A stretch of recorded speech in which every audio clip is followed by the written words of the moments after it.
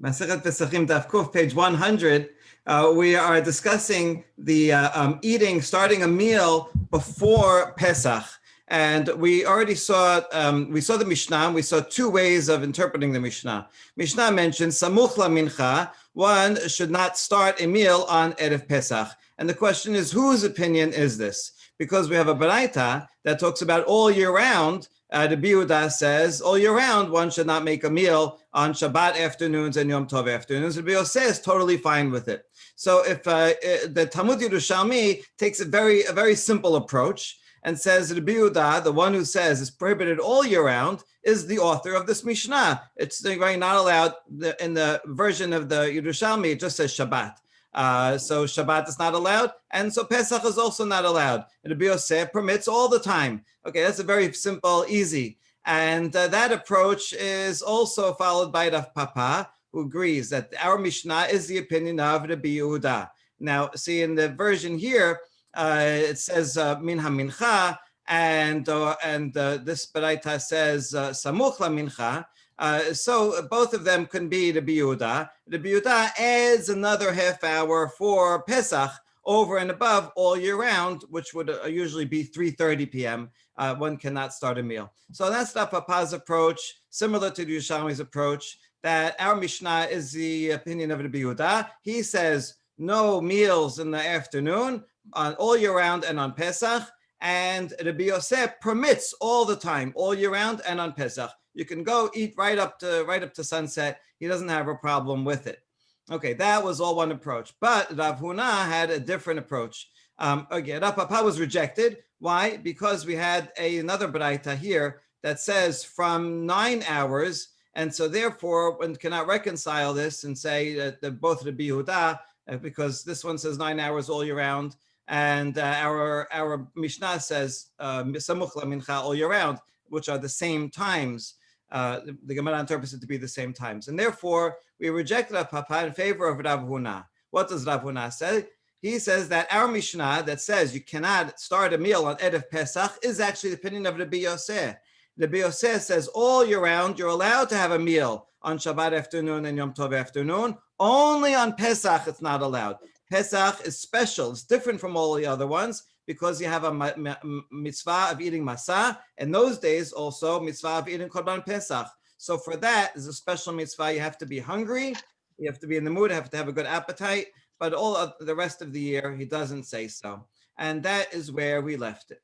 And now we're going to start with a question to Rav Huna. Rav Huna, mi nicha? Really, does everything work out for Rav Huna? That our Mishnah is the opinion of the Bioseh?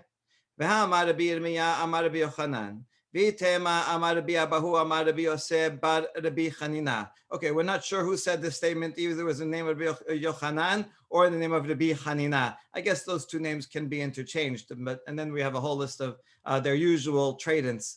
Okay, whoever said it, maybe they both said it. They said as follows: Halacha k'Rabbi Yehuda be'erev Pesach, v'halacha k'Rabbi Yosef be'erev Shabbat. So on the one hand, they said the halacha follows Rabbi Yehuda, who says you cannot eat a meal anytime, but we follow that on Erev Pesach. And the halacha is like Rabbi Yosef, who says you can eat a meal all year round on the afternoon on Erev Shabbat. Now, this is strange because according to Rav Huna, Rabbi Yosef says that all year round you're allowed to have a meal in the afternoon, and on Pesach you're not allowed to have a meal in the afternoon. And therefore you could have simply said halacha Rabbi Yosef all year round, right? So by saying halacha Rabbi Yehuda be'erev Pesach, it means we follow only Rabbi Yehuda and not Rabbi Yosef, and that suggests that Rabbi Yosef disagrees even on Erev Pesach. That's what the next line says. Right, this formula suggests that Rabbi Yosef disagrees with Rabbi Yehuda both all year round and on Pesach, and he permits making a meal in the afternoon of the 14th, on Pesach too. And so that would follow Rav Papa and would go against Rav Huna. All right, that might have in fact been what they originally meant, and I think that would fit Rav Papa and fit the Talmud Yerushalmi. After all, Rabbi Yochanan and Rabbi Chanina are from Israel. All right, so I think actually that is what they originally meant. But now the Bavli, you see, wants to take it in a different direction. I think you can see the goal of the Talmud Bavli is it wants to decide the halacha like Rabbi Yosef, that all year round there is no prohibition. It is our custom not to have a meal on Shabbat afternoon, but it's not a prohibition like it is on Pesach. So I think that the Bavli is moving the halacha in a different direction, and that's why he wants the Mishnah to follow that halacha. Only on Pesach we follow is it prohibited. Okay, so in order to resolve this, we answer as follows: Lo halacha mekela de plige behafsaka. When it says here halacha is like Rabbi Yehuda on Erev Pesach, it wasn't talking about our case of starting a meal in the afternoon, but rather another machloket found in this following baraita. The Tanya mafsikin la Shabbatot Rabbi Yehuda, Rabbi Yosef omer en mafsikin. Okay, the case here is if one started a meal already in the afternoon, let's say Shabbat afternoon, you started a meal whenever you started early or late. Okay, whenever you started it, and now sunset comes, Shabbat is starting. What do, right? Because now you have to say Kiddush. So do you have to stop the meal? The Yehuda says as soon as sunset comes, you have to stop the meal, take away the food, say Birkat Hamazon. Then you say Kiddush and you begin the Shabbat meal. He says Shabbat meal has to be differentiated from the whole meal. You have to stop and start all over again. That's the words of Rabbi Yehuda. Rabbi Yosef says, En mafsikin. He says you could just continue. You're eating the meal. You started the meal beforehand. Rabbi Yosef says you can start a meal anytime. So you started the meal. Let's say you're talking about when you didn't accept Shabbat, not like we do in the summer, right? You started at 5 p.m. A meal, and now you're continuing. You continue eating, right? And just go to the end. When you finish at 6, 8 o'clock at night, then you say Birkat Hamazon, and then you would say Kiddush after. Even though, right, and that Kiddush will be for the meal that you just had. And you know, it's okay, he says it's still Kiddush b'makom seudah, so you're still having it there, right? And yeah, usually we say Kiddush before we start eating, because you didn't start eating yet. But if you already started eating, then just finish your meal and say the Kiddush after, and you still were Mikadesh the Shabbat. That's the opinion of Rabbi Yosef. So when up here we said, Halacha Rabbi Yehuda on Erev Pesach, we were talking about if someone started a meal already.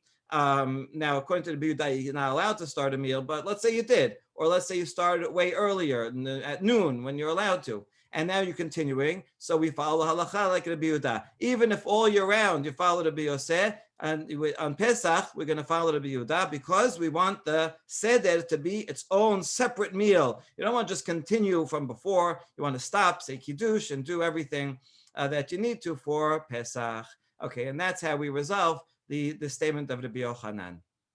All right, now we have a great story about this. This really shows what happens when you have different sages that disagree with each other. And we sometimes it's hard to know that they each follow their own opinion or did they follow a majority. How did halacha get decided? So this is a great story to get insight to that. Okay, Rashbag, he was the Nasi. Okay, so he's a very important voice. And he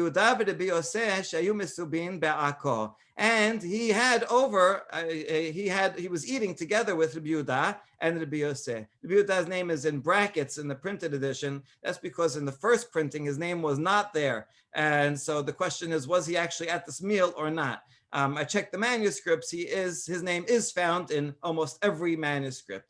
So it's just the first printed edition missed his name for some reason, but he does belong there. He was at the meal. Okay, and so you have these three sages, and this is our Rabbi Yehuda and our Rabbi Yosef, who are both at the meal. And Akko, v'kadash alehem hayom. They started the meal in the afternoon on Shabbat. And now sunset came, and now they're deciding what to do. Should they follow Rabbi Yehuda and stop the meal, say Birkat Hamazon, take out the food, right, say Kiddush, and then bring in a new meal? Or should they follow Rabbi Yosef, just continue eating and say Kiddush after? So Rashbag is in the middle of these two sages that he's eating with. Amar le Rabban Shimon ben Gamliel Rabbi Yosef, Berabi, Resoncha nafsik v'nechush divrei Yehuda haberenu.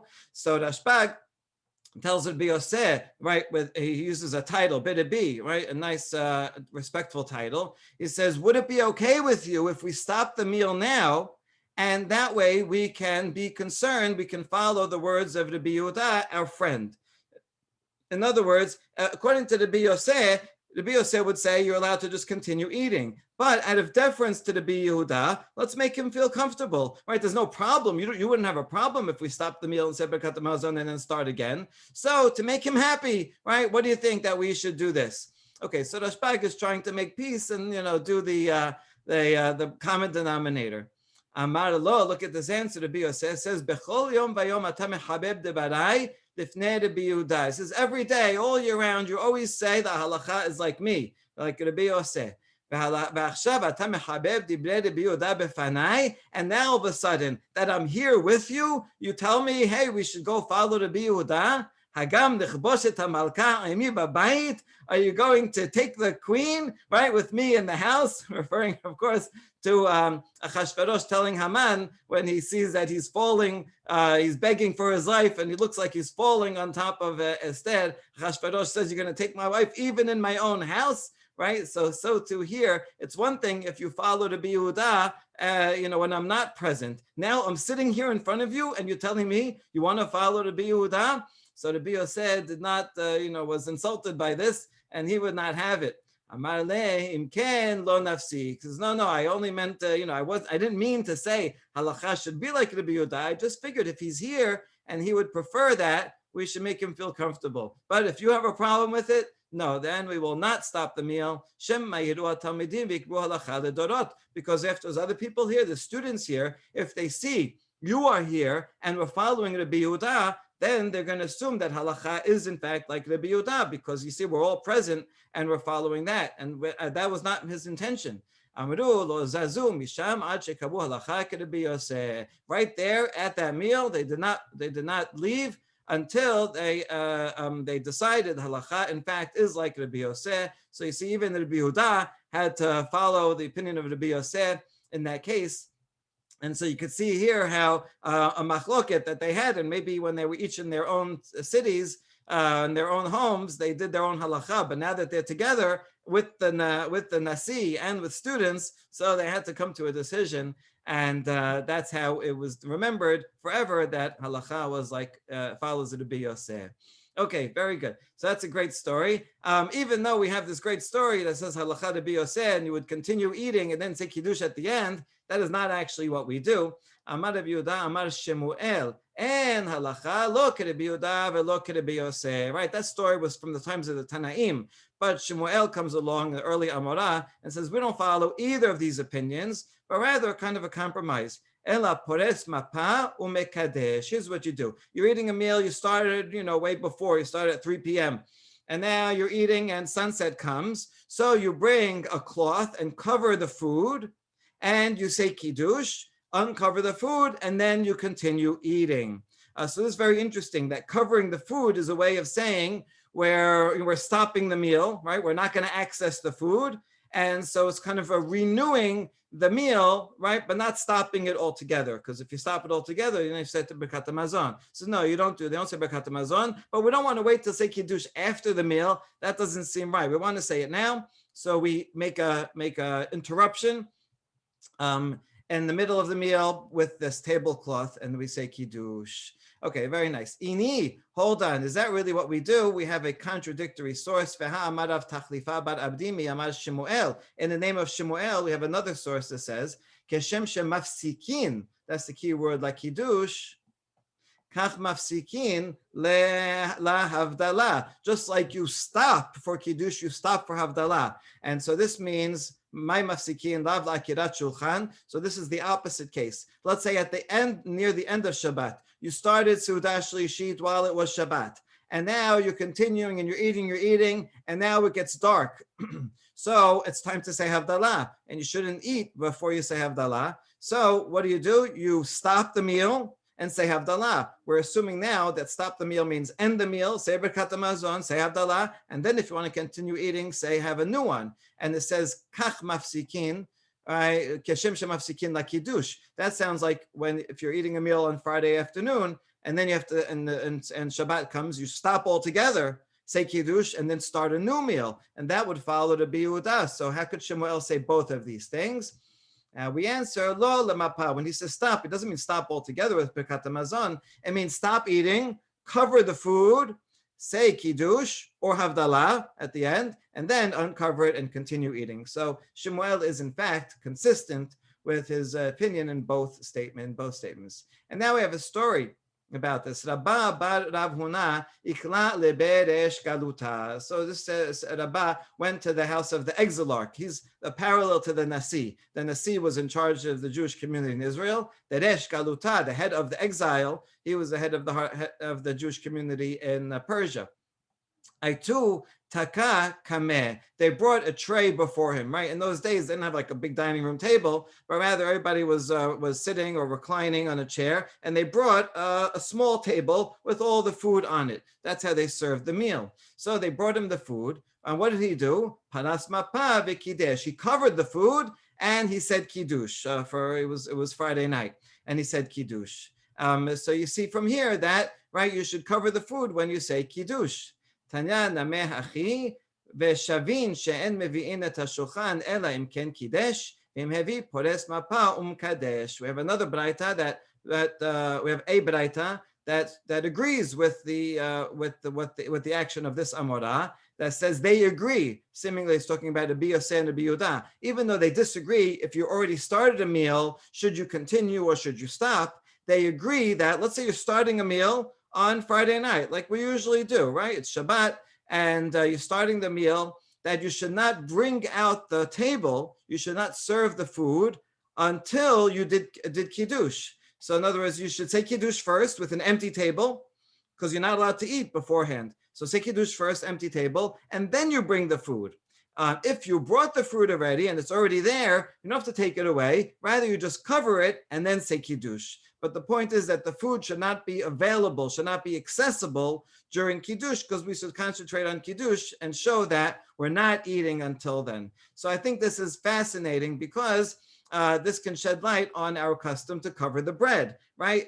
We give the usual reason as we cover the bread because in the desert the man had a cover on top and on bottom is one reason, or because of the berachot, if it was uncovered, then you would say the beracha on hamosi, and we don't want to say that beracha, I want to say it on hagefen. But this gives another reason, in addition to those, and maybe this is even the original, that if the bread is there, then it's showing, okay, we started the meal. Because in those days, as soon as you bring the meal, that means, okay, here, you're ready to eat. And so we cover it to say, there's no food here, right? We are not starting the meal. The food is inaccessible to us. We're saying Kiddush first, and then we will uncover it and eat.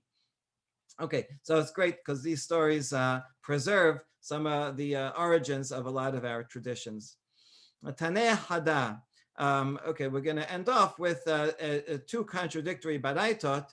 Tanah Hada, Shavin she'en matchilin, Tanya idach, Shavin she'matchilin. We have one baraita, we mentioned one that says the word Shavin, that they agree. This also is in parentheses in the Vilna edition, but it should not be because most of the manuscripts do have the word Veshavin. Okay. Anyway, so once we remembered one, we mentioned another.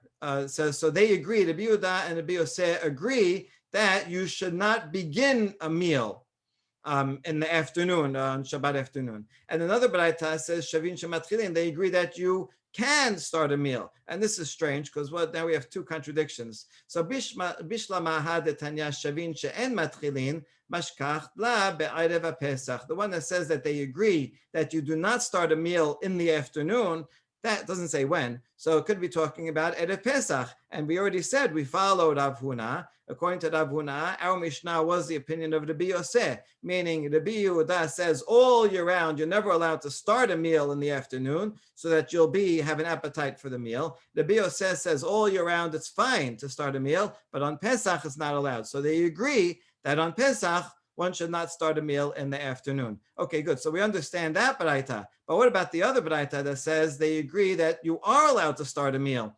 When is that? If you're talking about Shabbat, they have a machloket about that. The Bible says you can start a meal, But Rabbi Yehuda says you cannot start a meal, so the baraita wouldn't fit with Rabbi Yehuda.